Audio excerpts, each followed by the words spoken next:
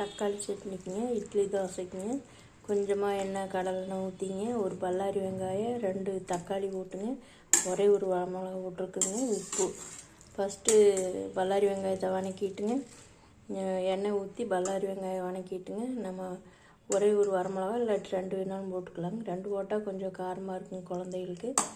அப்புறம் வெங்காயம் வதங்கினோடனே தக்காளியும் போட்டு வதக்கினா போதுங்க. ரொம்ப அதிகமாக வதக்க வேண்டியதில்லை.